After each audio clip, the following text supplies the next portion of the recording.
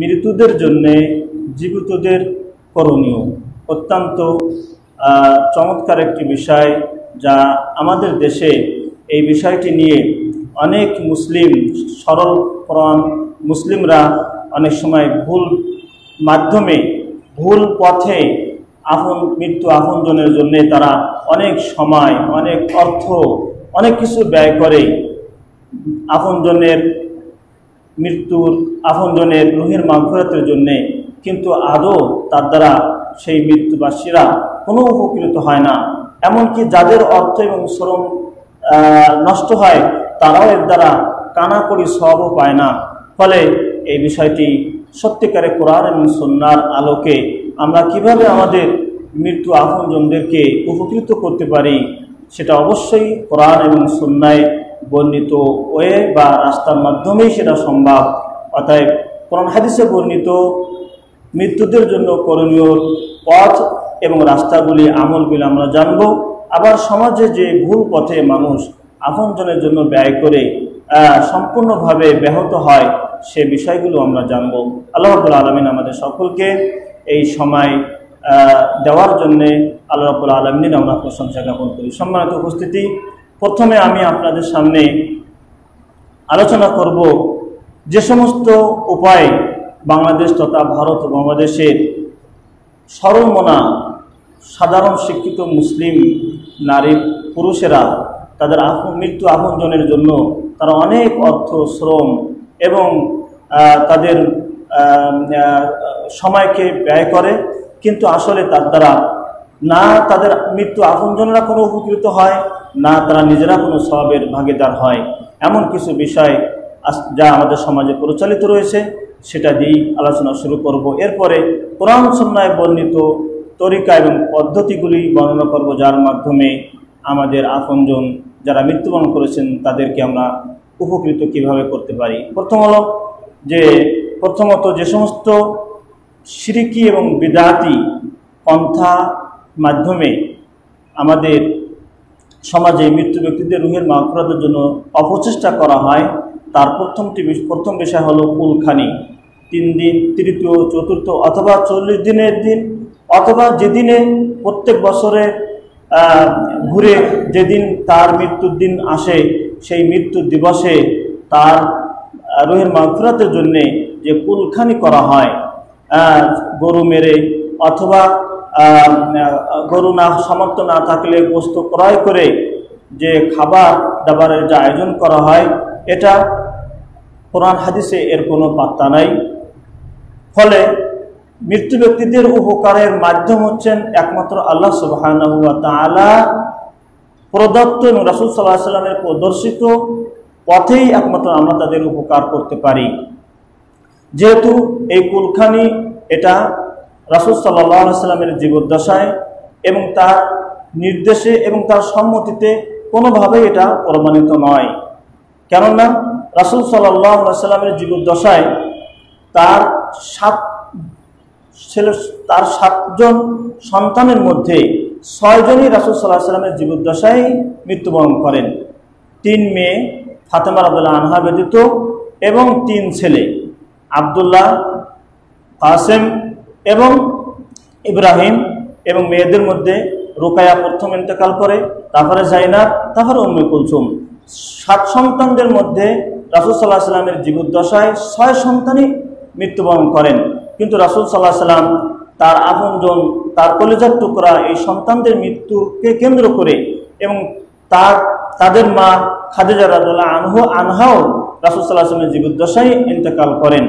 কিন্তু তার এই অতীব পরম আপনজনের মৃত্যুকে কেন্দ্র করে তাদের রুহের মাগফিরাতের জন্যে আল্লাহ নবী সাল্লাল্লাহু আলাইহি ওয়াসাল্লাম কাউকে এক মুঠা খাবার, কাউকে একটু অন্ন দান তিনি করেন নাই। যদি এটা মৃত্যু ব্যক্তিদের কল্যাণে আসতো, রুহের মাগফিরাতের কোনো বিষয় হতো, তাহলে রাসূল সাল্লাল্লাহু আলাইহি ওয়াসাল্লাম কোনো কল্যাণের বিষয় যা আল্লাহর পক্ষ থেকে অনুমোদিত, আল্লাহর পক্ষ থেকে নাযিলকৃত মানব জাতির কল্যাণের পুরো বিষয় তিনি ছাড়েননি। তাই তার আপনজনের জন্য এই সুযোগ তিনি হারাতেন না। অবশ্যই রাসূল সাল্লাল্লাহু আলাইহি ওয়াসাল্লাম তার সন্তানদের মৃত্যুর পরে, তার স্ত্রী খাদিজা রাদিয়াল্লাহু আনহার মৃত্যুর পরে তিনি এই কুলখানি বা মানুষকে খাওয়ানোর মাধ্যমে তিনি তাদের রুহের মাগফিরাতের জন্য চেষ্টা করতেন, অথচ রাসূল সাল্লাল্লাহু আলাইহি ওয়াসাল্লাম তা করেন নাই। অথচ আমাদের যে কোনো ইবাদতের, আমাদের জীবদ্দশার ইবাদত হোক, আমাদের মৃত্যুদের জন্য কোনো কিছু করার বিষয় হোক, সব কিছুর মডেল হলেন একমাত্র রাসূল সাল্লাল্লাহু আলাইহি ওয়াসাল্লাম। লাকাদ কানা লাকুম ফি রাসূলিল্লাহি উসওয়াতুন হাসানা ওয়া মা আতাকুমুর রাসূলু ফাখুযুহু ওয়া মা নাহাকুম আনহু ফান্তাহু। তোমাদের রাসূলই হচ্ছেন তোমাদের জীবদ্দশার কল্যাণের জন্য এবং তোমাদের মৃত্যুর পরের উপকার এবং কল্যাণের জন্য সব সময় সব জগতের সকল বিষয়ের মাধ্যম মডেল হচ্ছেন একমাত্র তোমাদের রাসূল।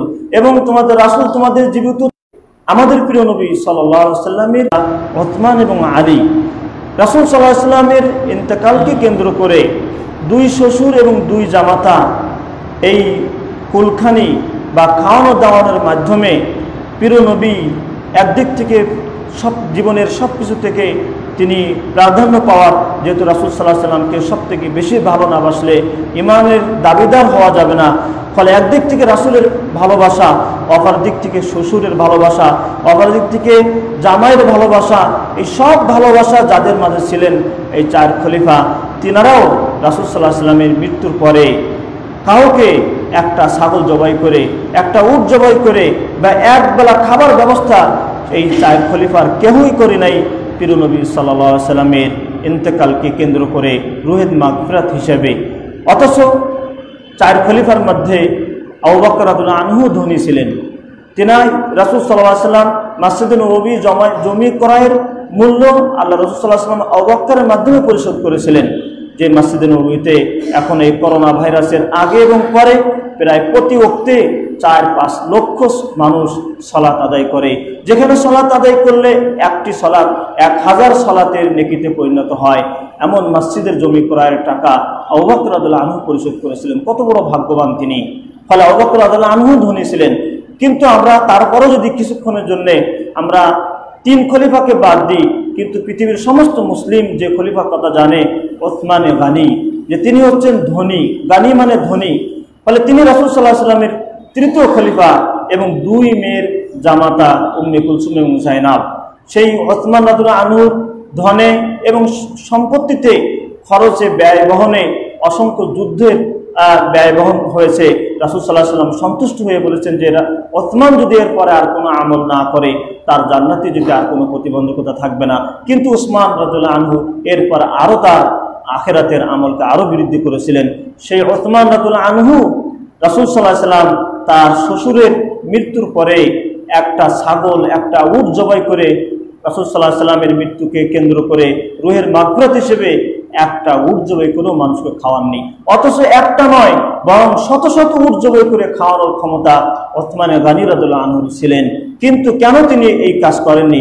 যেহেতু রাসূল সাল্লাল্লাহু আলাইহি ওয়াসাল্লামের জীবদ্দশায় রাসূল সাল্লাল্লাহু আলাইহি ওয়াসাল্লাম নিজেকে এই কাজ করতে দেখেননি। রাসূল সাল্লাল্লাহু আলাইহি ওয়াসাল্লাম কোনো সাহাবীর আপনজন মৃত্যুবরণ করার পরে রাসূল সাল্লাল্লাহু আলাইহি ওয়াসাল্লাম তাকে এইভাবে, এই পন্থায় তাদের রুহের মাগফিরাতের জন্য রাসূল সাল্লাল্লাহু আলাইহি ওয়াসাল্লাম নির্দেশও করেননি। সাহাবীদের কোনো আপনজন মৃত্যুর পরে তারা কেউ এই কাজ করেছিল আর রাসূল সাল্লাল্লাহু আলাইহি ওয়াসাল্লাম সম্মতি দিয়েছেন না। অতএব 3 প্রকারের হাদিস, রাসূল সাল্লাল্লাহু আলাইহি ওয়াসাল্লামের নিজের কর্ম, রাসূল সাল্লাল্লাহু আলাইহি ওয়াসাল্লামের নির্দেশ এবং রাসূল সাল্লাল্লাহু আলাইহি ওয়াসাল্লামের অনুমতি, এই 3 প্রকারের কোন প্রকারের হাদিসে এই কুলখানি মৃত্যু বার্ষিকী পালনের কোনো প্রমাণ রাসূল সাল্লাল্লাহু আলাইহি ওয়াসাল্লামের নবুয়তের 23 বছরের জীবন কোনো সামান্য সময়ের জন্য নাই, একজন ব্যক্তির জন্য নাই। অতএব এই ধরনের কাজ শরীয়তের সম্পূর্ণ গর্হিত কাজ। বরং রাসূল সাল্লাল্লাহু আলাইহি ওয়াসাল্লাম বলছেন, আলাইকুম বিসুন্নতি ওয়া সুন্নাতুল খুলাফায়ে রাশিদিন, যে তোমরা আমার সুন্নাতকে আঁকড়ে ধরো এবং আমার খোলাফায়ে রাশিদিনের সুন্নাতকে আঁকড়ে ধরো। রাসূল সাল্লাল্লাহু আলাইহি ওয়াসাল্লামের জীবদ্দশাও আমরা এর কোনো প্রমাণ পাচ্ছি না এবং খোলাফায়ে রাশিদিন অন্য সাহাবীদের জীবনও এই কুলখানি মৃত্যুবার্ষিকীর কোনো প্রমাণ হাদিসে, জয়ীফ হাদিসও নাই। অতএব এই পদ্ধতিতে যদি কেউ তার আপনজনের রুহের মাগফিরাতের জন্য চেষ্টা করে, কিয়ামত পর্যন্ত চেষ্টা করলেও তার সামান্যতম সওয়াব তার মৃত্যু ব্যক্তি পাবে না এবং নিজেরাও এই পারপাস যা কিছু খরচ করবে তার একটা নেকিও পাবে না। বরং যারা এই কাজ করবে তারা আরো গুনাহগার হবে, যেহেতু এটা বিদআত। রাসূল সাল্লাল্লাহু আলাইহি ওয়াসাল্লাম যেটা করেনি, রাসূলের জীবদ্দশায়, নবুয়তের জীবদ্দশায় যেটা ছিল না, সেটা যদি কেউ সওয়াব এবং নেকির আশায় করে নিজের জন্য অথবা মৃত্যু ব্যক্তিদের জন্য, তাহলে সেটা অবশ্যই স্পষ্ট বিদআতে পরিণত হবে। আর রাসূল সাল্লাল্লাহু আলাইহি ওয়াসাল্লাম বলেছেন, লা ইয়াকবালু মিনহু আদলুন ওয়ালা সারফুন, বিদআতকারীর পক্ষ থেকে আল্লাহ রাব্বুল আলামিন ফরজ এবং নফল কোনো প্রকার ইবাদতই কবুল করেন না। সম্মানিত দর্শক শ্রোতা মণ্ডলী, দ্বিতীয় যে পন্থায় আমাদের দেশে মৃত্যু ব্যক্তিদের উপকারের জন্য চেষ্টা করা হয় সেটা হচ্ছে মিলাদ মাহফিল। মৃত্যুর দাফন কাফনের পরেই তাড়াতাড়ি করে জমা হয়ে নেতৃস্থানীয় লোকেরা মিলাদ কবে হবে, খাওয়া দাওয়া কবে হবে, এটা নিয়ে তারা মিটিংয়ে বসে যায়। এই মিলাদ মাহফিল, যেটা এখন অল্টারনেট নাম হচ্ছে দোয়া মাহফিল, যদিও একই জিনিসের নামই শুধু পরিবর্তন করা হয়েছে, কিন্তু একই মিলাদই পড়া হয়। যে মিলাদ সম্পূর্ণ একটি সুস্পষ্ট বিদআত। কেননা মিলাদের নামে যে শব্দগুলি সেখানে পড়া হয় সেটা রাসূল সাল্লাল্লাহু আলাইহি ওয়াসাল্লামের শেখানো ওহীতে অবতীর্ণ কোনো শব্দ নয়, এবং সাহাবীরাও কোনোদিন ওই শব্দগুলি তারা ব্যবহার করতেন না আল্লাহ নবীর সালাত, আল্লাহ নবীর উপরে সালাত পড়ার ব্যাপারে। যে কায়দায় পদ্ধতিতে করা হয় সেটা হচ্ছে জামাতবদ্ধভাবে, ঐক্যবদ্ধ হয়ে সবাই মিলে, এটাও দুরুদের পদ্ধতির খেলাফ। কেন? দুরুদ হচ্ছে একাকী ইবাদত, প্রত্যেকেই তার নিজ নিজে সে তার প্রিয় হাবিবের প্রতি দুরুদ পড়বে। আল্লাহ রাসূল সাল্লাল্লাহু আলাইহি ওয়াসাল্লাম বলেছেন, মান সাল্লাল্লাহু আলাইহি মাররাতান সাল্লাল্লাহু আলাইহি আশারা, যে ব্যক্তি আমার প্রতি একবার দুরুদ ইব্রাহিম পাঠ করবে অথবা সাল্লাল্লাহু আলাইহি ওয়াসাল্লাম সংক্ষিপ্ত দুরুদ পাঠ করবে, আল্লাহ রাব্বুল আলামিন তার বিনিময়ে তাকে 10টি নেকি দান করবেন, তার আমলনামা থেকে 10টি নেকি মাইনাস করে দেবেন, 10টি মর্যাদা আল্লাহ তাকে দান করবেন। কিন্তু রাসূল সাল্লাল্লাহু আলাইহি ওয়াসাল্লামের শেখানো দুরুদ মিলাদে পড়ানো হয় না। তৃতীয় নম্বর হলো যে সমস্ত শের বা পয়ার দিয়ে দুরুদ পড়ানো হয়, মিলাদ পড়ানো হয়, সেই পয়ারগুলি কোরআনের বহির্ভূত এবং আকীদাগত গর্হিত। সেখানে অনেক শিরকি এবং মিথ্যার আশ্রয় রয়েছে। যেমন সেখানে যে শের দিয়ে মিলাদ পড়ানো হয়, তুমি যে নূরের নবী, ধ্যানেরও ছবি, নূরের নবী, এটা সূরা কাহাফের 110 নম্বর আয়াত, সূরা ফুসসিলাতের 6 নম্বর আয়াত সহ কোরআনের অগণিত আয়াতের সম্পূর্ণ ব্যতিক্রম খেলাফ বিশ্বাস হচ্ছে তুমি যে নূরের নবী, নবী সাল্লাল্লাহু আলাইহি ওয়াসাল্লাম, এটা কোরআনের অগণিত আয়াতের 4777 নম্বর হাদিসের সম্পূর্ণ বিপরীত। যেহেতু হাদিসে জিবরিলে আল্লাহ নবী সাল্লাল্লাহু আলাইহি ওয়াসাল্লাম বলছেন যে ধ্যানের ছবি হবে ইবাদতে একমাত্র আল্লাহ, আনতা আবুদাল্লাহ আন্নাকা তারাহু ফাইল্লাম, এই পর্যায়ে না উঠতে পারো তাহলে এটা তো অবশ্যই মনে করবে যে আল্লাহ তোমাকে দেখছেন। অতএব ইবাদতে ধ্যানের ছবি হবেন মহান আল্লাহ, যিনি ইবাদতের হকদার, কিন্তু যার পদ্ধতিতে ইবাদত করতে হবে আমাদের প্রিয় নবী সাল্লাল্লাহু আলাইহি ওয়াসাল্লাম, তিনি ইবাদতের ধ্যানের ছবি নয়, ইবাদতের মধ্যে ধ্যানের ছবি হচ্ছেন একমাত্র আল্লাহ সুবহানাহু ওয়া তাআলা। তাই এই সমস্ত শিরকি বাক্য দিয়ে মিলাদ পড়ানো হয়। তেমনিভাবে সেখানে সম্পূর্ণ মিথ্যার কথা দিয়ে মিলাদ পড়ানো হয়, ডিস্টেন্স রয়েছে। ফাতেমা কেন্দ্রে কিভাবে বলে, অথচ তাদের দুইজনেরই আগে ফাতেমা রাদিয়াল্লাহু আনহা দুনিয়া থেকে বিদায় নিয়েছে। রাসূল সাল্লাল্লাহু আলাইহি ওয়াসাল্লামের ইন্তেকালের পরে সর্বপ্রথম 6 মাস পরেই ফাতেমা রাদিয়াল্লাহু আনহার মৃত্যু হয়। অতএব এই সম্পূর্ণ ডাহা মিথ্যা জিনিস দিয়ে মিলাদ পড়ানো হয়, আর সেই মিলাদের মাধ্যমে মৃত্যু ব্যক্তির রুহের মাগফিরাত কামনা করা হয়। এটা সম্পূর্ণ শিরকি, বিদআতি এবং মিথ্যা জিনিস দিয়ে না নিজেরাও উপকৃত হওয়া যাবে, না মৃত্যু ব্যক্তিদের কোনো উপকার করা যাবে। 3 নম্বর বিষয় হচ্ছে কোরআন খতম। মৃত্যুবরণ করলেই তাড়াতাড়ি কোরআন নিয়ে চতুর্দিকে ঘিরে বসে তার জন্য কোরআন পড়া হয়।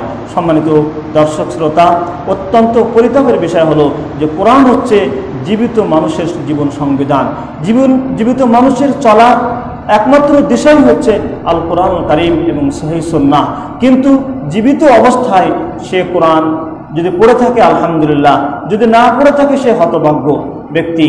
তাই মৃত্যুর পরে ডেড বডির পাশে কোরআন পড়ার দৃষ্টান্ত উপমা আমরা ওইভাবে বলতে পারি যে কোনো এক ব্যক্তির অনেক সয় সম্পত্তির দলিল পর্চাগুলি কোথাও কোনো রেজিস্টার অফিসে ছিল, কিন্তু তার জীবদ্দশায় তার এই বহু সয় সম্পত্তির এই মূল্যবান সম্পত্তির খোঁজ খবর কেউ তাকে দেয়নি।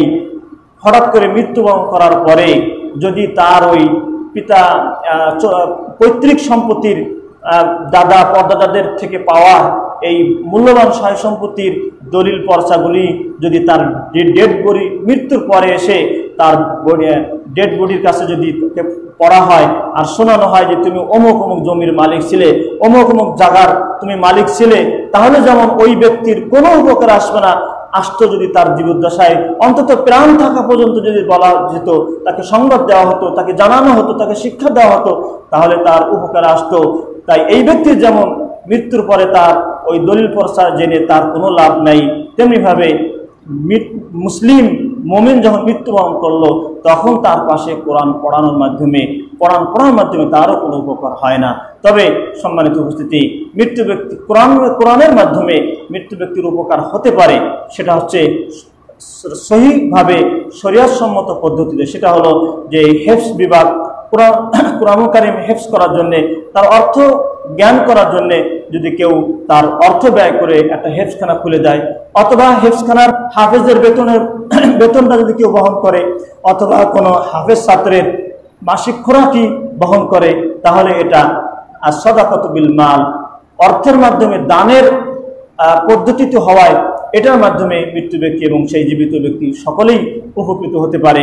কিন্তু কোরআন পড়ার মাধ্যমে জীবিত ব্যক্তি ছাড়া মৃত্যু ব্যক্তির কোনো উপকার হয় না। সম্মানিত উপস্থিতি, যিনারা আমাদের দেশের অনেক হুজুররা, তাদের জন্য আফসোস যে তারা মৃত্যু ব্যক্তিকে কেন্দ্র করে এই কোরআন খতম পড়তে যান, কিন্তু এটা একটা মারাত্মক ধরনের প্রতারণা, ধোঁকা দেওয়া হয় এই সাধারণ সরলমনা মুসলিমদেরকে। তাদেরকে সঠিক বিষয় না জানানোর কারণে নিজেরাই শুধু স্বার্থ নিয়ে ফিরে আসে, 3 ধরনের লাভ নিয়ে তারা ফিরে আসে। কিন্তু যাদের কাছে গেল, যাদের মৃত্যুর ব্যক্তির রুহের মাগফিরাতের জন্য গেল, কোরআন হাদিসের দলিলের ভিত্তিতে তাদের চারানাও কোনো উপকারে আসলো না। সকল ফায়দাগুলি যারা খতম করতে গেল শুধু তারাই নিয়ে আসলো। 3 ধরনের ফায়দা নিয়ে তারা ফেললো। একটা হলো যে কোরআন পড়ার সমস্ত সওয়াবগুলি তারা বস্তামেন্দি নিয়ে নিজেরা চলে আসলো। আল্লাহ নবী সাল্লাল্লাহু আলাইহি ওয়াসাল্লাম বলছেন, মান কারা হারফাম মিন কিতাবিল্লাহ ফালাহু বিহি হাসানাতুন, যে ব্যক্তি পবিত্র কোরআন কারীমের একটি অক্ষর পড়বে আল্লাহ রাব্বুল আলামিন তাকে 10টি নেকি দান করবেন। ফালাহু বিহি হাসানাতুন, আল্লাহ রাসূল বললেন যিনি পড়বেন তার জন্য 10টি নেকি। ফলে কোরআন যিনি পড়লেন সেই হাফেজ হুজুররা, ছাত্র ভাইয়েরা, তারা তাদের আমলনামাতে সেই সওয়াবগুলি চলে গেল। আবার যেনারা দাওয়াত নিয়ে গেলেন তাদের হয়তো কয়েক হাজার টাকার খাবার তারা পেটে নিয়ে চলে আসলো, পেট ভরে চলে আসলো। আবার আসার সময় হুজুরের পকেটেও কিছু ভরে দিল। তারই যত ভরা শুধু হুজুরদেরই হলো, কিন্তু যারা নিয়ে গেলেন, যাদের জন্য নিয়ে গেলেন মৃত্যু ব্যক্তিদের, তাদের কোনো চারানারও উপকারে আসবে না, যেহেতু রাসূল সাল্লাল্লাহু আলাইহি ওয়াসাল্লাম হাদিসে সেটা সাপোর্ট করে না। তাই এই ধরনের যে সমস্ত শরিয়াত বর্হিত বিদআতি পন্থায় মৃত্যু ব্যক্তিদেরকে উপকার করার জন্য যে আমরা অনেকেই যে চেষ্টা করে থাকি, আমরা যেন এই সমস্ত কোরআন সুন্নাহর বিপরীত এবং গর্হিত এবং অসমর্থিত পন্থা পরিত্যাগ করে আল্লাহ তার রাসূল আমাদেরকে যেভাবে আমাদের আপনজনের উপকারের জন্য আল্লাহ তার রাসূল আমাদেরকে বিধান দিয়েছেন, পথ বাতলে দিয়েছেন, সেই পথেই যেন আমরা তাদের জন্য সেই কাজগুলি করার মাধ্যমে আমরা তাদের উপকার করার চেষ্টা করতে পারি। এখন আমরা চলে আসতেছি সরাসরি সেই শরিয়ত সম্মত পদ্ধতির দিকে। সম্মানিত উপস্থিতি, যে সমস্ত পদ্ধতির মাধ্যমে মৃত্যু ব্যক্তির রুহের মাগফিরাত বা তাদের কল্যাণ করা যায় সেটা হচ্ছে 5টি। কোরআন এবং সুন্নাহয় বর্ণিত 5টি পদ্ধতিতে 5টি আমলের মাধ্যমে মৃত্যু ব্যক্তির রুহের মাগফিরাত করা যায় জীবিতদের পক্ষ থেকে। সেটা হচ্ছে 1 নম্বর আর দোয়ার মাধ্যমে, এর প্রত্যেকটা বিষয়টা আমরা একটু আলোচনা করব। 2 নম্বর হচ্ছে আসাদাকাতুল মাল খরচ করার মাধ্যমে। 3 নম্বর আল হজ ওয়াল উমরা, হজ উমরা পালনের মাধ্যমে। 4 নম্বর হচ্ছে as-সাওমুল ওয়াজিব, মৃত্যু ব্যক্তির উপরে যদি কোনো ফরজ অথবা ওয়াজিব রোজা থাকে, সাওম থাকে, সেটা পালন করে দেওয়ার মাধ্যমে। 5 নম্বর হচ্ছে কাযাউদ্দাইন, তোমার মৃত্যু ব্যক্তি যদি ঋণগ্রস্ত থেকে থাকা অবস্থায় মৃত্যুবরণ করে তার পক্ষ থেকে সেই ঋণ পরিশোধ করার মাধ্যমে। এই 5টি পদ্ধতিতে আমরা মৃত্যু ব্যক্তিদের কল্যাণে আসতে পারি। সম্মানিত উপস্থিতি, প্রথম যে সব থেকে উপকারী, সব থেকে সহজ যে সমস্ত মাধ্যমে আমরা যে তাদের উপকারের জন্য আসব, এই প্রত্যেকটা পদ্ধতি এটা আল্লাহ রাব্বুল আলামিনের পক্ষ থেকে বান্দাদের প্রতি তার অপরিসীম দয়া এবং ক্ষমার প্রতীক, ক্ষমার নমুনা, বাহ্যিক দৃশ্য। কেননা আলামিন যদি তিনি এই সমস্ত পদ্ধতি আমাদেরকে না দান করতেন মৃত্যু ব্যক্তিদের উপকারের জন্য, যদি শুধু তার নিয়মে এটাই থাকতো যে মানুষকে সময় বেঁধে দেওয়া হয়েছে, তার ডিউটির সময় শেষ, যা কিছু সে ইনকাম করেছে অর্জন করেছে সেটারই সে প্রতি পারিতোষিক এবং পুরস্কার অথবা তিরস্কার, ভালো করলে তার পুরস্কার যথার্থ পাবে, মন্দ করলে তারও শাস্তি সে যথার্থ পাবে। যদি আল্লাহ রাব্বুল আলামিন মানুষের জীবদ্দশায় আমাদের যে পাথেয় অর্জন এটার উপরে তিনি যদি আমাদেরকে পুরস্কার আর তিরস্কার দিতেন, এটা ইনসাফি হতো, কোনো বেইনসাফি কাজ হতো না। কিন্তু উপরন্তু আল্লাহ রাব্বুল আলামিন বান্দাবান্দীদের প্রতি কত দয়া, কত ক্ষমাশীল তিনি, যে আমাদের ডিউটির, আমাদের জীবনের সময়সীমার পরেও আমরা যা কিছু সঞ্চয় করেছি নিজেরা নিজেদের চেষ্টায় প্রচেষ্টায়, এর উপরে আরো কিছু বাড়ানো যায় কিনা, এবং তাদের যে ভুলভ্রান্তিগুলি হয়েছে, অন্যায় গুণাগুলি হয়েছে, সেগুলো দুনিয়ার সীমানা থেকে পেরিয়ে আখিরাতের সীমায় পদার্পণ করার আগেই তাকে মাফ করে নিয়ে নেওয়া যায় কিনা। এই জন্যই আল্লাহ রাব্বুল আলামিন এই জানাজার সালাতের বিধান দিয়েছেন, এই জন্যই আল্লাহ রাব্বুল আলামিন কবর জিয়ারতের বিধান দিয়েছেন, এই জন্যই আল্লাহ রাব্বুল আলামিন সকল মুমিন মুসলিমদেরকে তাদের জন্য কায়মানুবাক্যে সালাতের আগে পরে যে কোনো মুহূর্তে দোয়া করতে বলেছেন। তাই মৃত্যু ব্যক্তিদের জন্য সব থেকে উপকারী বিষয় হচ্ছে তাদের জন্য দোয়া এবং ইস্তেগফার। সম্মানিত উপস্থিতি, এই দোয়া এবং ইস্তেগফার আমরা কেন আল্লাহ রাব্বুল আলামিন এটাকে সর্বপ্রথম আমাদেরকে শিক্ষা দিয়েছেন? কেননা এই দোয়াটা হচ্ছে সহজ সাধ্য, যে কেউ করতে পারে, যে কোনো সময় করতে পারে। তাই তো আল্লাহ রাব্বুল আলামিন এই দোয়া করার জন্য জানাজার সালাতের বিধান দিয়েছেন। এই দোয়ার মাধ্যমে মৃত্যু ব্যক্তির উপকারের জন্য কবর জিয়ারতের মাধ্যম দিয়েছেন।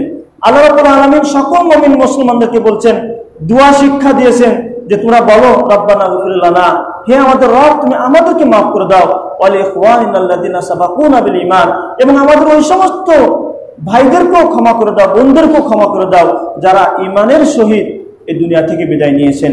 আল্লাহ রাব্বুল আলামিন তার কোরআন কারীমে মৃত্যু ব্যক্তিদের জন্য দোয়ার সিলেবাস করে দিয়েছেন। তিনি আমাদেরকে এই দোয়া শিক্ষা দিয়েছেন, আর আমাদের এই দোয়ার মাধ্যমে আমাদের আপনজন মৃত্যুবরণদের যারা করেছেন তাদেরকে ক্ষমা করে দেওয়ার এই ব্যবস্থাপনা আল্লাহ রাব্বুল আলামিন নিজেই নিজের পক্ষ থেকে আমাদেরকে দান করেছেন। সুবহানাল্লাহ।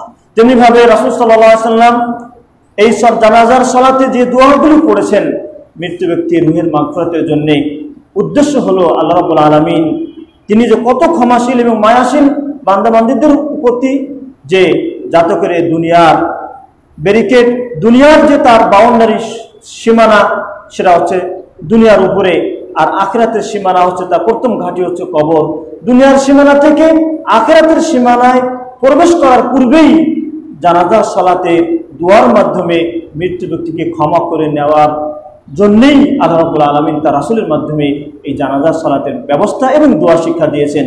আল্লাহ রাসূল সাল্লাল্লাহু আলাইহি ওয়াসাল্লাম জানাজার সালাতে পড়তেন, আল্লাহুম্মা গফির লাহু ওয়ারহামহু, আল্লাহ তুমি একে ক্ষমা করে দাও, এর প্রতি করুণা করো, ওয়াআফিহি ওয়াআফু আনহু, আল্লাহ তুমি একে নিরাপত্তা দান করো, ওয়া আকরিম নুজুলাহু, আল্লাহ তুমি এর অবস্থানকে সম্মানিত করো, ওয়াসি' মুদখালাহু, আল্লাহ তুমি এর প্রবেশ স্থলকে, কবরকে তুমি প্রশস্ত করে দাও, ওয়াগসিলহু বিল মাই ওয়াস সালজি ওয়াল বারাদ, তুমি একে পরিষ্কার করে দাও পানি, বরফ এবং শিলা দ্বারা, ওয়ানাকিহি মিনাল খাতায়া কামা ইউনাক্কাস সাওবুল আবিয়াদু মিনাদ দানাস, আল্লাহ তুমি এর ভুলভ্রান্তি এবং অন্যায় অপরাধ গুনাহগুলি থেকে তাকে এমনভাবে পরিষ্কার করে সাফ করে দাও যেমন কাপড় থেকে ময়লা সাফ করে তার কাপড়কে পরিষ্কার করা হয়। ওয়াবদিলহু দারান খায়রাম মিন দারিহি, আল্লাহ রাসূল মৃত্যু ব্যক্তির জন্য বলতেন আল্লাহর কাছে যে ওয়াবদিলহু দারান খায়রাম মিন দারিহি, আল্লাহ তুমি একে দুনিয়ার থেকে উত্তম ঘর দান করো, ওয়া আহলান খায়রাম মিন আহলিহি, তার দুনিয়ার স্ত্রী আহাল পরিবার থেকে উত্তম আহাল পরিবার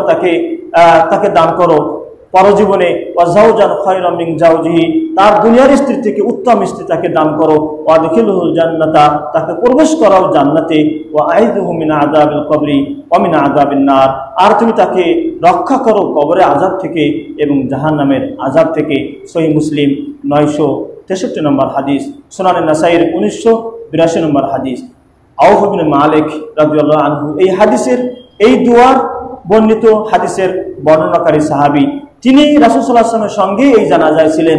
তিনি জানাজার মধ্যে এবং পরে নিজের তামান্না আশা বলছেন যে হাত্তা তামান্নাইতু আন আকুনা আনা যালিকাল মাইয়িত, রাসূল সাল্লাল্লাহু আলাইহি ওয়াসাল্লামের এই অর্থবহ আর মাইয়িতের জন্য, তার ক্ষমা এবং সুখ শান্তির জন্য পরিপূর্ণ এই অর্থবহ দোয়াটা রাসূল সাল্লাল্লাহু আলাইহি ওয়াসাল্লাম যে মাইয়িতের জন্য করলেন, আউফ ইবনে মালিক রাদিয়াল্লাহু আনহু বলছেন যে এই মাইয়িত যদি উনি না হয়ে আমি আউফ ইবনে মালিক হতাম, তাহলে আমি না কতই ধন্য হয়ে যেতাম রাসূল সাল্লাল্লাহু আলাইহি ওয়াসাল্লামের এই দোয়ার মাধ্যমে।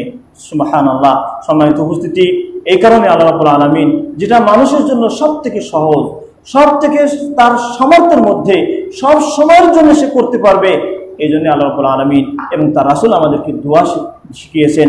রাসূল সাল্লাল্লাহু আলাইহি ওয়াসাল্লাম সহিহ মুসলিমের যে হাদিস, ইযা মাতাল ইনসানু ইনকাতা আনহু আমালু ইল্লা মিন সালাসাতিন, যখন মানুষ মারা যায় সমস্ত আমলের দরজা ক্লোজ হয়ে যায়, বন্ধ হয়ে যায়, একমাত্র 3টা আমলের অ্যাকাউন্ট তার জন্য খোলা থাকে। সাদাকাতুন জারিয়া, প্রবাহিত চলমান সাদকা জারিয়া যদি সে করে যেয়ে থাকে, পোল, ব্রিজ, গাছ বৃক্ষ, মসজিদ, এ সমস্ত জিনিস যদি সে প্রতিষ্ঠা করে যেয়ে থাকে, আও ইলমিন ইনতাফাউ বি, অথবা যদি সে বিদ্যা রেখে যেয়ে থাকে, মাদ্রাসা প্রতিষ্ঠা করা, লাইব্রেরি করে যাওয়া, বই পুস্তক রেখে যাওয়া, বই পুস্তক প্রিন্ট করে যাওয়া, যার মাধ্যমে মানুষের দিন শিখতে সহজ হয়, এমন ইসলামিক জ্ঞানের পিছনে যদি সে অর্থ বিনিয়োগ করে যায়, আও ওয়ালাদিন সালিহিন ইয়াদুলা, অথবা এমন নেক সন্তান রেখে যায় যে নেক সন্তান তার জন্য কি করবে, ইয়াদুলা, তার জন্য দোয়া করবে। আল্লাহ রাব্বুল আলামিন যেন শিখালেন, রব্বানা ইগফির লানা, হে আল্লাহ তুমি আমাদেরকেও ক্ষমা করে দাও এবং আমাদের মুমিন মৃত্যু ভাইদেরকেও ক্ষমা করে দাও। আল্লাহ রাসূল সাল্লাল্লাহু আলাইহি ওয়াসাল্লাম বললেন যে মানুষের মৃত্যুর পরে 3টা জিনিসের মাধ্যমে উপকৃত হয়, তার মধ্যে 3 নম্বর হচ্ছে নেক সন্তান।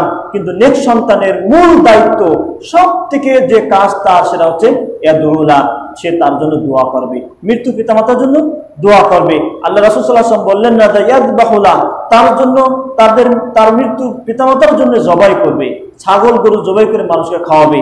এটা কয়জনের পক্ষে সম্ভব? যাদের পক্ষে সম্ভব তারা বা মাসে কয়টা দিতে পারবে, তারা বা বছরে কয়টা দিতে পারবে? নাই দিনে একটা দিতে পারলো, সর্বোচ্চ ধনী যে দুনিয়ার, সে নাই দিনে একটা করে দিতে পারলো।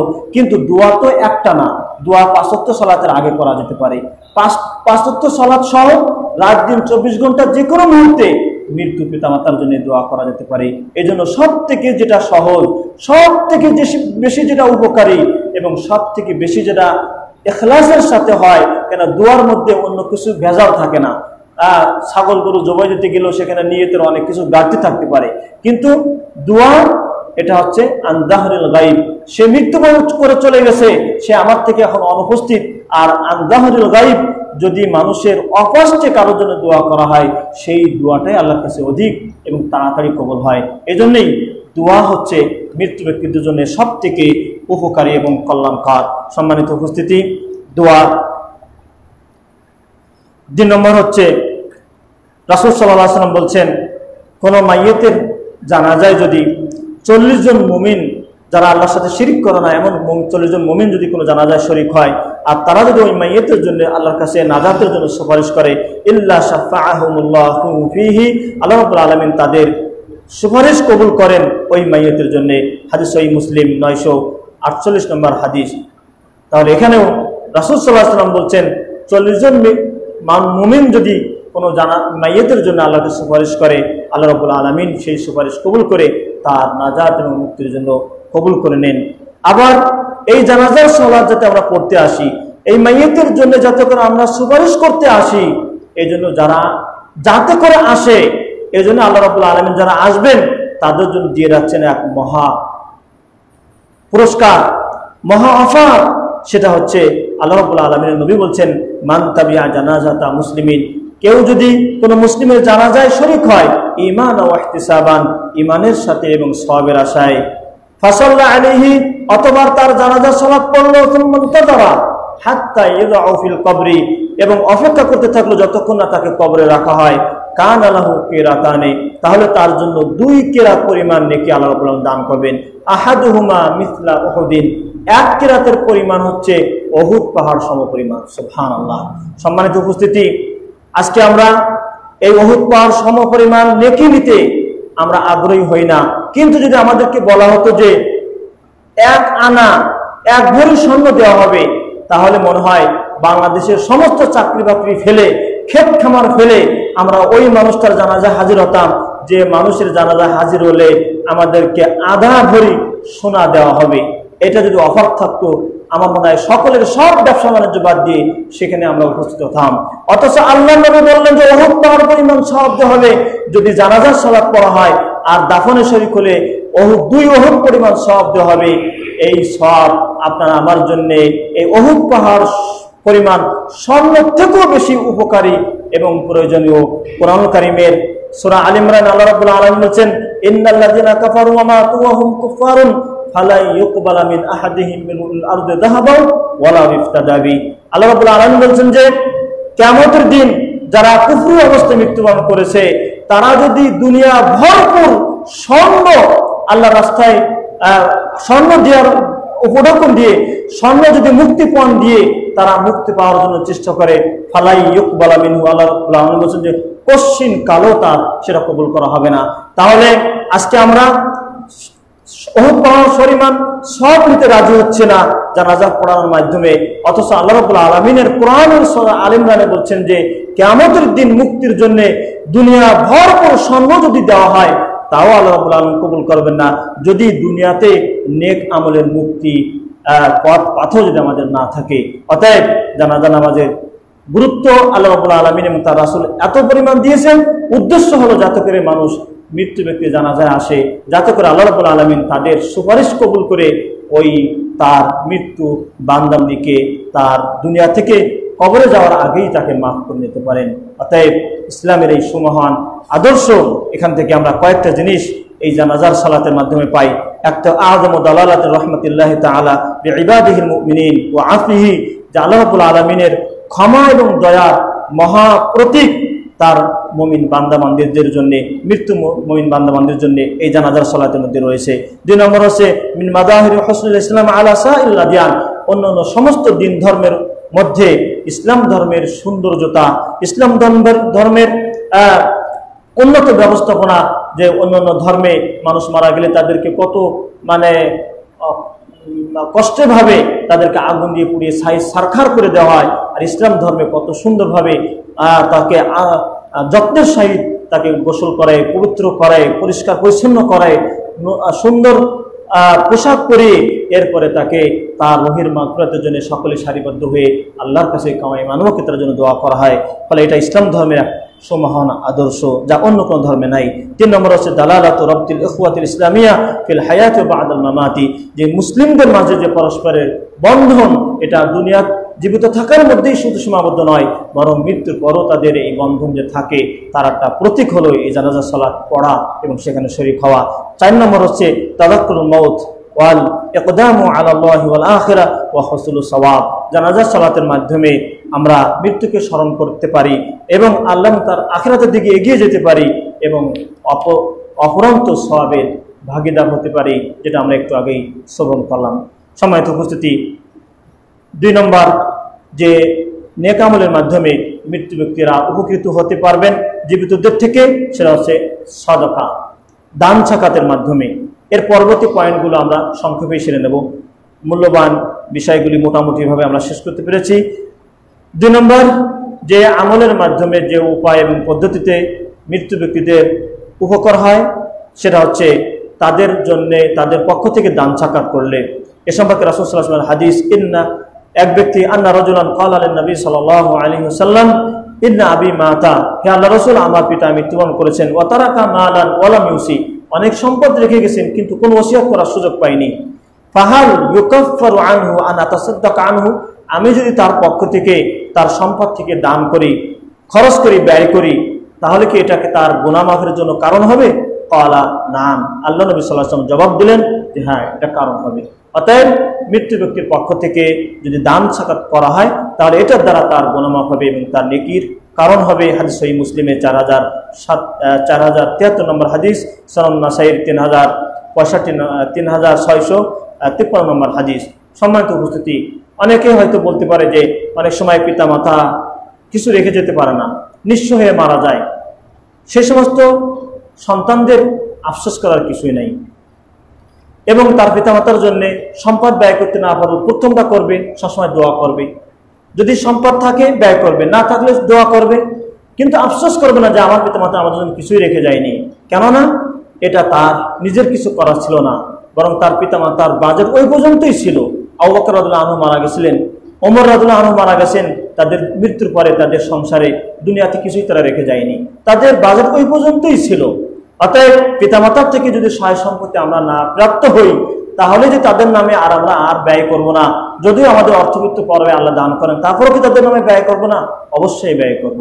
কেননা সহায় সম্পত্তি আল্লাহ রাব্বুল আলামিন আপনার আমার সৃষ্টির 50,000 বছর পূর্বে যার জন্য যা বরাদ্দ করা হয়েছে, বাজেট করা হয়েছে, সে সেটা নিয়েই দুনিয়াতে থাকবে এবং দুনিয়া থেকে বিদায় নেবে। ফলে পিতামাতা যদি আপনার আমার জন্য কিছু না রেখে যায় তাহলে যে তাদের জন্য আমরা ব্যয় করব না, এমনটা যেন আমরা সেই সন্তান না হই। বরং সম্পদ যে সবসময় কল্যাণের বিষয় হয় না, এটা আমরা ইতিমধ্যেই অনেকের কাছ থেকে সেটা দেখতে পাচ্ছি যে সম্পদ শুধু কল্যাণের বিষয় হয় না, বরং অকল্যাণের বিষয় হয়ে থাকে।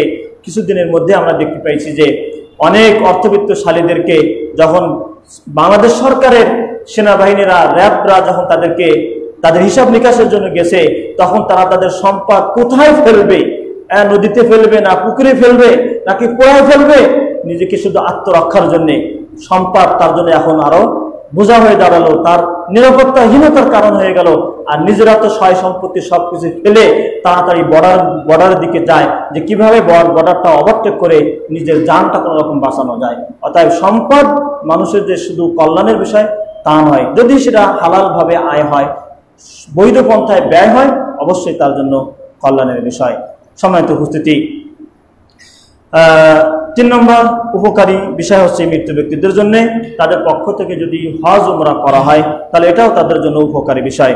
এ বিষয়ে রাসূল সাল্লাল্লাহু আলাইহি ওয়াসাল্লামের হাদিস আব্দুল্লাহ ইবনে আব্বাস থেকে বর্ণিত, আন্না ইমরাতান মিন জুহাইনা গোত্রের এক মহিলা এসে আল্লাহ রাসূল সাল্লাল্লাহু আলাইহি ওয়াসাল্লামকে বললেন, আল্লাহ রাসূল, ইন্না উম্মি নাযারাত আন তাহুজ্জা ফালাম তাহুজ্জ হাত্তা মাতাত। আমার মা মান্যত করেছিল যে সে হজ করবে, কিন্তু হজ করতে পারেনি, এমন অবস্থা মৃত্যুবরণ করেছে। আহুজ্জু আনহা, আমি কি তার পক্ষ থেকে হজ পালন করে দিব? ক্বালা হুজ্জি আনহা। আল্লাহ নবী সাল্লাল্লাহু আলাইহি ওয়াসাল্লাম তাকে বললেন, হ্যাঁ, তুমি তার পক্ষ থেকে, মায়ের পক্ষ থেকে তুমি হজ পালন করে দাও। আর আরাআইতা লাউ কানা আলা উম্মিকা দাইনুন আকুনতা কাদিয়া, যদি তোমার মায়ের কোনো ঋণ থাকতো কারো কাছে, সেটা কি তুমি পরিশোধ করতে না? ফাল্লাহু আহাক্কু বিল কাদা, অর্থাৎ আল্লাহর হক যেটা সেটা আরো অধিক হক রাখে সেটাকে পূর্ণ করার। হাদিস সহিহ মুসলিমের 6699 নম্বর হাদিস। অতএব হজ উমরার মাধ্যমে মৃত্যু ব্যক্তিরা উপকৃত হয়। 4 নম্বর বিষয় হচ্ছে যে কোনো মৃত্যু ব্যক্তির যদি ফরজ অথবা ওয়াজিব রোজা যদি থাকা অবস্থায় তার মৃত্যু হয় তাহলে তার আপনজনরা সেটাকে রেখে দিতে পারে। সেটা ফরজ রোজা, যেমন রমজানের রোজা, সাময়িকভাবে অসুস্থ হয়েছিল, মনে করছে রমজানের পরে সে রেখে দেবে, যেটা আল্লাহর বিধান, ফাইদ্দাতুম মিন আইয়ামিন উখার, কিন্তু রমজানের পরে সুস্থ হয়েছিল, কিন্তু হেলায় খেলায় সে রাখেনি, হঠাৎ করে মৃত্যুবরণ করে গেছে। এমন একটা অবস্থায় যদি মৃত্যুবরণ করে তাহলে তার আপনজনেরা ওই রোজা রেখে দিতে পারে, কিন্তু তাদের উপরে একেবারেই আবশ্যক না, ফরজ না, কিন্তু রেখে দেওয়াটা তাদের জন্য, তার মৃত্যুর ব্যক্তির জন্য, তার আপনজনের জন্য কল্যাণ। তেমনিভাবে ওয়াজিব রোজা, যদি কেউ রোজা মান্যত করে থাকে তাহলে সেটা ওয়াজিব। কেউ যদি কাফফারা রোজা বাকি থাকে, কসম খেয়েছিল কিন্তু কসমের কাফফারা স্বরূপ 3টি রোজা রাখা হয় প্রয়োজন ছিল, রাখতে পারেনি, এমন অবস্থায় মৃত্যুবরণ করেছে, তাহলে এই রোজাগুলি সে তার আপনজনেরা রেখে দেবে। এ বিষয়ে হাদিস সহিহ বুখারীর 1953 নম্বর হাদিস। 5 নম্বর সর্বশেষ বিষয় হচ্ছে কদা উদ্দাইন। মৃত্যু ব্যক্তি যদি কোনো ঋণ রেখে যায়, সেই ঋণ জীবিতরা, তার আপনজন জীবিতদের পক্ষ থেকে যদি এটা পরিশোধ করা হয় তাহলে এটা দ্বারা মৃত্যু ব্যক্তি উপকৃত হয়। এ বিষয়ে রাসূল সাল্লাল্লাহু আলাইহি ওয়াসাল্লাম হাদিস সহিহ বুখারীর 2289 নম্বর হাদিস, সালামাত ইবনে আকওয়া রাদিয়াল্লাহু আনহু থেকে বর্ণিত হাদিস। তিনি বর্ণনা করছেন যে রাসূল সাল্লাল্লাহু আলাইহি ওয়াসাল্লামের কাছে পরপর 3টি জানাজা আসলো। প্রথম জানাজা সম্পর্কে রাসূল সাল্লাল্লাহু আলাইহি ওয়াসাল্লাম জিজ্ঞেস করলেন কিছু রেখে গেছে কিনা, ঋণ আছে কিনা। কিছু রেখেও যায়নি, ঋণও নাই। সাল্লাল্লাহু আলাইহি রাসূল সাল্লাল্লাহু আলাইহি ওয়াসাল্লাম তার প্রতি সালাত পড়লেন। দ্বিতীয় ব্যক্তির জানাজা আসলে তাকে জিজ্ঞেস করলেন কিছু রেখে গেছে কিনা, বলছে ফাকালু হাল আলাইহি দাইনুন ক্বালা নাআম ক্বালা ফাহাল তারাকা শাইয়ান ক্বালু সালাসা দানানির। সে ঋণ ছিল 3 দিনারের, রেখেও গেছে 3 দিনার, যা ঋণ তাই রেখে গেছে। সাল্লাল্লাহু আলাইহি রাসূল সাল্লাল্লাহু আলাইহি ওয়াসাল্লাম তার প্রতি তার সালাত পড়লেন, জানাজা সালাত পড়লেন। তৃতীয় জানাজা যখন আসলেন, আল্লাহ রাসূল সাল্লাল্লাহু আলাইহি ওয়াসাল্লাম তাকে তার সম্পর্কে জিজ্ঞেস করলেন হাল আলাইহি দাইনুন, তার কি কোনো ঋণ আছে? বলেন যে হ্যাঁ, 3টা দিনার রেখে গেছেন। হাল তারাকা শাইয়ান, কিছু রেখে গেছে? বলে যে না। তখন রাসূল সাল্লাল্লাহু আলাইহি ওয়াসাল্লাম বললেন সাল্লু আলা সাহিবিকুম, তোমরা তোমাদের সাথীদের নামাজ পড়ে নাও, আমি নবী তার নামাজ পড়ব না। মাত্র 3টি দিনার ঋণ ছিল, সেই সময়কার 3টি টাকা মাত্র তার ঋণ রয়েছে। এই 3 টাকা ঋণ থাকার কারণে আল্লাহ নবী সাল্লাল্লাহু আলাইহি ওয়াসাল্লাম তার জানাজা সালাত পড়তে অস্বীকার করলেন আর বললেন যে তোমরা তোমাদের ভাইয়ের জানাজা পড়ে নাও, আমি পড়তে পারবো না। তখন আবু কাতাদা রাদিয়াল্লাহু আনহু বললেন সাল্লি ইয়া রাসূলুল্লাহ, হে আল্লাহর রাসূল, আপনি আমার ভাইয়ের জানাজার সালাত আপনি পড়ুন। ওয়া আলাইয়া দাইনুহু, তার ঋণ আমি পরিশোধ করব, আমি জিম্মাদারি নিলাম তার ঋণ পরিশোধ করার। আবু কাতাদা রাদিয়াল্লাহু আনহু যখন পরিশোধের জিম্মাদারি নিলেন, ফাসাল্লা আলাইহি, তখনই রাসূল সাল্লাল্লাহু আলাইহি ওয়াসাল্লাম ওই ব্যক্তির জানাজা পড়লেন। সম্মানিত উপস্থিতি, এই হাদিস আমাদেরকে হুঁশিয়ারি করে দেয়, সাবধান করে দেয়। আমার মনে হয় যে রাসূল সাল্লাল্লাহু আলাইহি ওয়াসাল্লাম যদি এই জামানায় বেঁচে থাকতেন, তাহলে কয়জনের জানাজা 3 মাত্র যে পড়তেন তা বলা যায় না। কেননা আমরা আজকে ব্যবসায়ী জীবনে বা যে কোনো ভাবে আমরা এত পরিমাণ আমরা মানুষের কাছ থেকে ঋণ নেই, মৃত্যুর পরে দেখা যায় মানে ঋণ দাতাদের সংখ্যা জমা হয়ে যায় যে আগে আমাদের ঋণ কিভাবে পরিশোধ হবে সেটা আগে বলো, এরপরে দাফন কাফন বা জানাজার সালাত করতে হবে। তাহলে আজকে অনেক ব্যবসায়ীরা তারা লক্ষ কোটি কোটি টাকা ব্যাংকের ঋণ, মানুষের ঋণ, সরকার কাছ থেকে ঋণ নিয়ে তারা ব্যবসা করে যাচ্ছে, আর এভাবে হঠাৎ করে মৃত্যু হয়ে যাচ্ছে। অথচ রাসূল সাল্লাল্লাহু আলাইহি ওয়াসাল্লাম 3টা টাকার ঋণ থাকার কারণে তিনি জানাজা সালাত পড়া থেকে বিরত থাকতে চাইলেন। তাহলে আমাদের এই সমস্ত মানুষের কি অবস্থা হবে? আল্লাহ রাব্বুল আলামিন আমাদের সকলকে, আমরা যে আলোচনা আজকে শুনলাম জীবিতদের করণীয়, মৃত্যুদেরকে কেন্দ্র করে এবং কোরআনে হাদিসে তাদের উপকারময়ী যে বিষয়গুলো আমরা শুনলাম সেটা হচ্ছে 5টি। একটা হচ্ছে দোয়া, 2 নম্বর হচ্ছে তাদের পক্ষ থেকে দান সাকাত করা, 3 নম্বর হচ্ছে তাদের পক্ষ থেকে হজ উমরা করা, 4 নম্বর হচ্ছে তাদের যদি কোনো ফরজ বা ওয়াজিব রোজা থাকে সেটা পালন করা, 5 নম্বর হচ্ছে তাদের ঋণ থাকলে সেটা পরিশোধ করা। এই 5টা পদ্ধতিতেই একমাত্র জীবিতরা তাদের আপনজন মৃত্যু ব্যক্তিদের উপকার করতে পারে, যা আল্লাহ রাব্বুল আলামিন গ্রহণ করবেন, অ্যাকসেপ্ট করবেন এবং এর দ্বারা জীবিত এবং মৃত্যু সকলেই উপকৃত হবে। আর পক্ষান্তরে সমাজে পরিচালিত বিদাতি পন্থায় ফুলখানি, মিলাদ মাহফিল, কোরআন খতম সহ আরও যে সমস্ত শরীয়ত গর্হিত এবং বিদাতি পন্থায় মৃত্যু ব্যক্তিদের উপকারের জন্য, রুহের মাগফিরাতের জন্য যা কিছু করা হয় সেগুলো থেকে যেন আমরা বিরত থাকতে পারি। আল্লাহ তার রাসূলের দেওয়া পদ্ধতির মাধ্যমে আল্লাহ রাব্বুল আলামিনের কাছে আমরা এই সমস্ত আমলের মাধ্যমে যেন আমরা নিজেরা এবং আমাদের মৃত্যু আপনজনদের উপকার করতে পারি। আল্লাহ আমাদের সকলকে সেই তৌফিক দান করুন। জমিয়তে